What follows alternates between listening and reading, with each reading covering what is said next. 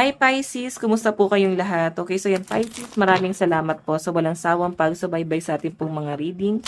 And kung ikaw ay bago pa lang sa ating channel, mag-subscribe na po kayo. Then i-click mo na rin yung ating notification bell para lagi kang updated sa ating mga bagong upload. Okay, so guys, sa mga interested naman sa ating private reading, nasa description box below lang po yung link ng aking Facebook. Message nyo lang ako guys. Okay, so by the way guys, ay papalambing lang ako, papalaw na rin po sa ating Facebook page, Jade Tarot. Ayan, nag-upload po ako dyan guys ng short love reading. So, mga interested lang naman Pisces, okay? So, by the way, tingnan natin. Pisces, Sun, Moon, Rising, and Venus sign. Okay, Pisces, Sun, Moon, Rising, and Venus sign. Meron tayong Queen of Swords, Sharpness, Truth, Leader, and Intelligence, Logic, and Balance. Masyado kayo guys, nagiging matalim magsalita, no? So, sinasabi dito guys na parang ito yung kailangan mong pag-aralan na ma-overcome or limitahan mo kung paano ka magsalita. Pwede may mga tao ka nasasaktan. Pwede kasi guys, kung paano ka magsalita is maka-apekto sa mental health ng ibang tao. So, sa development nila. So, pwedeng sa mga anak mo, sa mga taong nakakasalamuha mo, na para bang grabe yung impact. Ganon. Grabe yung magiging impact sa kanila niyan. So, kailangan lang may mga nililimit ka talaga dito. Okay? Sa action. Sa action, kung medyo below the belt na nakakasira na ng mental health mo or nakakasira ng mental health ng ibang tao. So, yung mga action mo dito guys, yung mga may pagka-impulsive and ayan, yung mga kailangan mong kontrolin. Okay? Tingnan natin.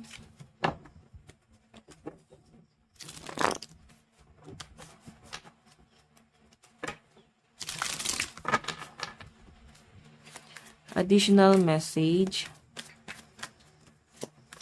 Meron tayong Two of Swords, Decision Waiting, Solitude, Block, Balance, and Track.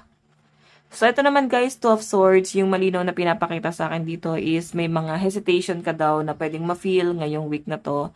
Pwedeng hesitation na para bang tama ba to? Urong sulong eh, tama ba to na gawin or dapat ba hindi? Pwede yung hesitation is, yun nga, yung kung paano mo kinokontrol yung sarili mo.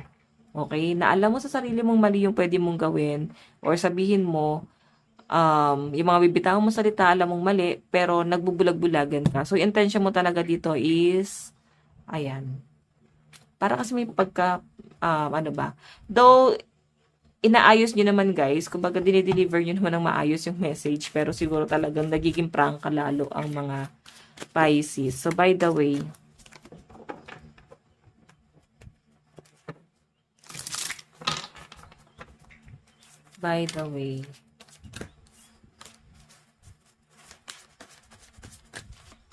meron tayong Nine of Pentacles, Security, Gratitude, Wealth, Comfort, and Leisure. So, ayan, may nakikita akong paparating na good luck.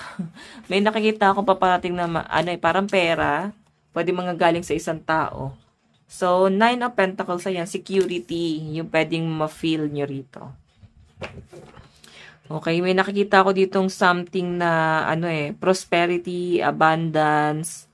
So, siguro parang medyo mag-upgrade yung lifestyle ng mga Pisces. Ayan. Tingnan pa natin.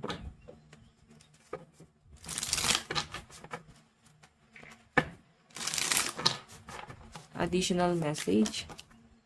Meron tayong 8 of Wands, movement, travel, new speed, sweetness. Okay, so again guys,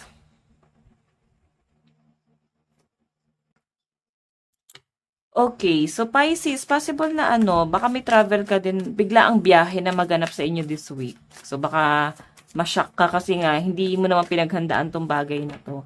Pero feeling ko, ikakatuwa mo to. Nandun yung parang excitement na nakikita ko dyan, Pisces. Okay, may bigla ang biyahe. Okay, meron tayong, wow, Ace of Cups guys. New love proposal, offer, marriage, new relationship. So, may nag-offer sa inyo guys ng new love. Okay, may bagong taong darating sa buhay nyo at mag-offer sa inyo ng sobra-sobrang pagmamahal. New person to eh. Okay, so nakikita ko dyan guys na yun na nga. Pwedeng mag-limit ka na Maglilimit ka na sa connection mo.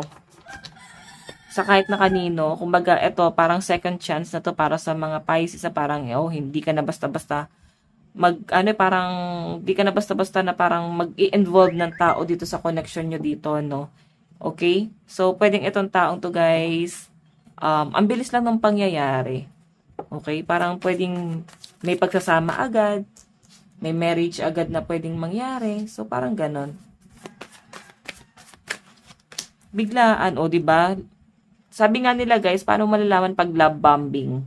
Pag biglaan yung ino-offer sa inyo ng taong yun. Biglaang mahal na mahal ka na agad, biglaang gusto ka na agad makasama, tipong takot na agad na mawala ka. So, love bombing yan, guys. Huwag kayo agad-agad ma-attach sa mga ganon kasi pwedeng ikabaliw nyo yun kasi pwedeng ikabigla mo din at the same time. Di ka naman ready dun sa pinapasok mo.